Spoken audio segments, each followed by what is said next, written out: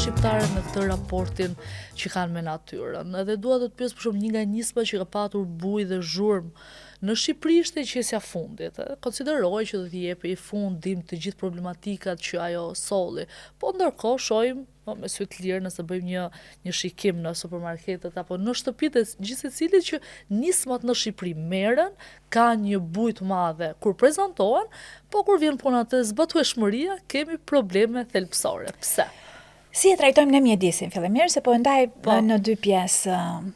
E trajtojmë siç trajtojmë pothuajse çdo gjë. Ole, o sa mirë me qenë shqiptar, ole, kaq. E kemi detin shumë të bukur, e kemi territorin shumë të bukur, ne krenohemi me të. Por deti pas shtatorit nuk e mendon njeri që ka nevojë, është aty, kaq, nuk shkojmë përtej kësaj. Ne harrojmë që nuk është vetëm për të shfrytzuar deti, duhet edhe të mbrohet.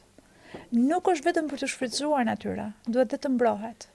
Pa gjetur këtë parametrin ose më saktë ekuilibrin e brisht midis mbrojtjes së natyrës dhe zhvillimit të një vendi, qoftë edhe për turizëm, që nuk është një zhvillim i cili e ndot rrënjësisht. Të duhet që ta humbasim një moment dhe nuk do të flasim dot më ole o sa mirë me qenë shqiptar. Pra duhet mendojmë pak përtej kësaj krenarisë të momentit. Patjetër që duhet të kemi krenar. Jetojmë në një nga vendet më të bukura të botës. Kjo është pak po e sigurt. Dhe më besoni kam udhëtuar kaq shumë dhe kam parë çdo zonë të mbrojtur pothuajse në botë. Ne kemi një natyrë të jashtëzakonshme. Po pse s'dim të kujdesemi? Sepse e marrim të mirëqen dhe nuk dim të kujdesemi për pronën e përbashkët. Ne kemi haruar konceptin e pronës së përbashkët. Ne nuk e dim çfarë është prona e përbashkët.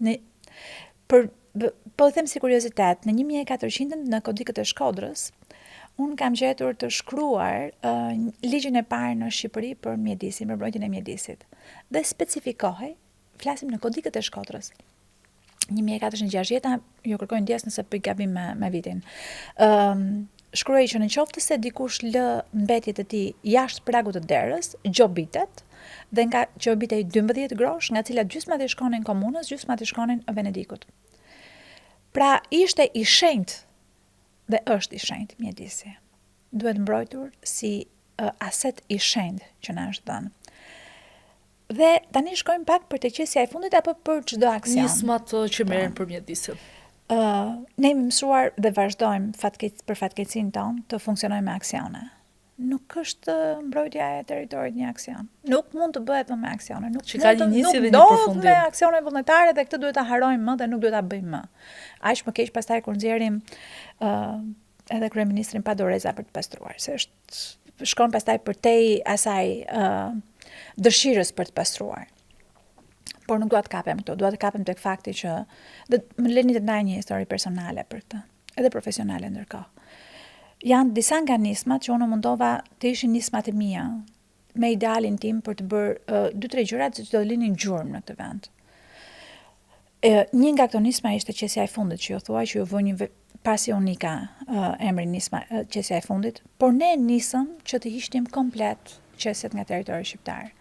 Dhe me shumë idealizëm, unë shkova përtej kësaj duke menduar që ndoshta 10 specifikime të materialeve single use plastic që quhen, plastik një përdorimshë, do duhet të iknin nga territori shqiptar. Dhe ne jemi territor shumë i vogël dhe shumë lehtë i kontrollueshëm, duke parë që këtë kishin bërë pothuajse të gjitha vendet ku unë shkoja për të vizituar nuk kishin më përdorimin e qesjeve.